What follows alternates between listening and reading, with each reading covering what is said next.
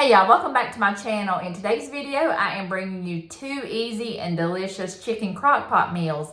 And this video is a part of Crocktober, a huge collab hosted by my friends Jeni at Jeni Golf and Tony from Kettle Kitchen. And I will have their channels linked down below in the description box. Make sure you go like and subscribe to their channels.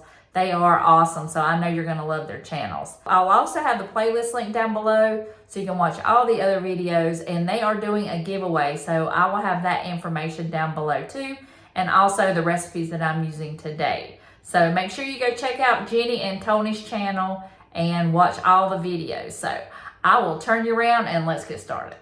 This first recipe is going to be a chicken taco chili. I've got my chicken broth in there, and I've also got some canned chicken. It is so great to have on hand, but if you don't have your own home canned chicken, I would use like a rotisserie chicken or some chicken that you have in the freezer or that you bought. I'm using chicken breast, and I will have the exact recipe linked down below in the description box. So I'm just going to stir this around and get the chicken shredded up. And I'm going to add 1 can of Rotel, diced tomatoes with green chilies. And I don't know about you, but I love a chili, and you could put any kind of tomatoes in there, Rotel, or you could just put canned tomatoes and some green chilies, but there's just something about making chili when it starts to get cold that is so warm and comforting.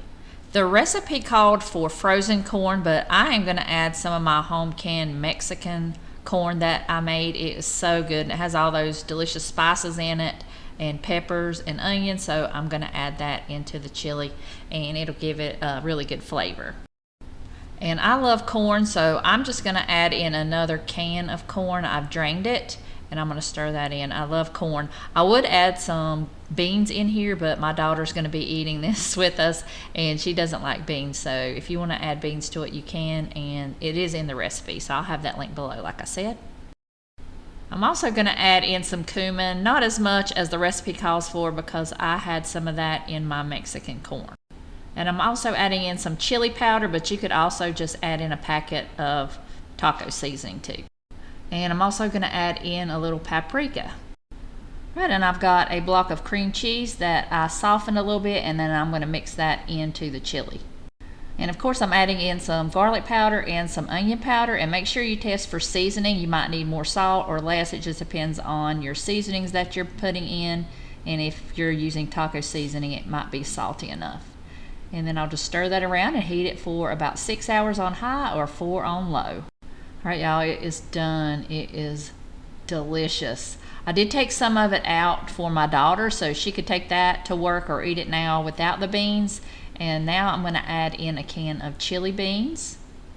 You could also use kidney beans, which I don't like, and you could also add in some white beans or any kind of beans you like. Black beans would be good in this too. And some people like cornbread with theirs, but I love potatoes, so I made some potatoes in the Instant Pot, and I'm going to pour that chili over the potatoes. And I shredded up some Colby Jack cheese to put over the chili and the potato. And if you're not cooking your potatoes in the Instant Pot, you are missing out. These are the best potatoes ever. You can just cut them up and put them in the Instant Pot and make them like that. They are amazing. So I'm just going to peel mine, and I'm going to cut them open and put the chili on top. My husband said he'd never eaten it like this, which I think I'd made it before because this is my favorite way to eat chili, but this was so good. He loved it. My grandson loved it. We all loved it. It was amazing. So be sure you make this recipe, and if you don't pour it over cornbread or anything else, make it with some baked potatoes. I'm telling you, this was some of the best chili, and these are the best potatoes. Oh my goodness. And throw some cheese over the top and some sour cream, and I think you and your family will love it. Yeah, we're having a lazy beach day today. We have this big family vacation every October, and it usually falls in Crocktober, so I am going to make a meal out of some stuff we already had a couple days ago. We had tacos, so I'm going to turn them into something different. And I'm going to add some picante sauce in the bottom. The recipe doesn't call for it, but I don't want to just put straight rice down in the bottom. I don't want it to burn, so I've got that sauce down, and I've got the leftover Mexican rice that we had. So I'm going to layer that down on the bottom and just even it out. I did make something like this the other week with tortillas, and it was just gummy, and I didn't like it, so I'm not sharing that recipe with you. But I'm not going to use tortillas. I'm going to use some of that Mexican chicken that we made. All I did was pour some taco seasoning over the chicken in the oven and let it bake, and then I shredded it up, so I'm putting that over the top. You could use rotisserie chicken if you have that. So just make one layer of the rice, one layer of the chicken, and then I'm going to add some cheese over the top.